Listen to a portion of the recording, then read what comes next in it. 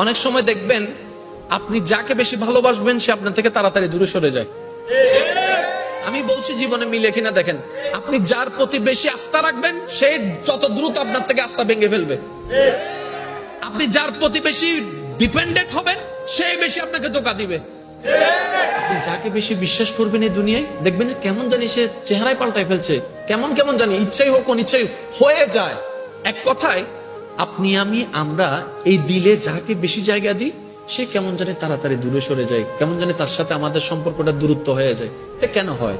এটার হওয়ার একটাই কারণ, রব বলে যে তোর দিলটা শুধু আমার জন্য বান্দা হিসেবে, তোর দিলটা আমার নবীর জন্য উম্মত হিসেবে, আগে আমাকে আর আমার নবীকে রাখ, তারপরে যাকে যাকে রাখার আমি আল্লাহ সেট করে দিব। আমরা যখন ওই সিস্টেমটা না মেনে ডাইরেক্ট দুনিয়ার দিকে চলে যাই, ওই দুনিয়াটাই আমাদের কষ্টের কারণ হয়। তারপর আমরা একটা ডায়লগ মারি, এই দুনিয়াতে বিশ্বাসী মানুষ নাই, এই দুনিয়াতে বিশ্বাস করলে ফিটে চুরি খাইতে হয়, এই দুনিয়াতে এমন করলে সব। এই অপছন্দ করা মানুষের কথায় কিংবা কাজে আমাদের দিলে মাঝে মধ্যে একটু আঘাত লাগে না? প্রথম কথা মনে রাখবেন ভাইয়া, এই দুনিয়াতে আপনি আমি যতই যাই কিছু করি, চট্টগ্রামের ভাষায় যদি বলি কলিজা কাইটেও যদি খাওয়াই দিই,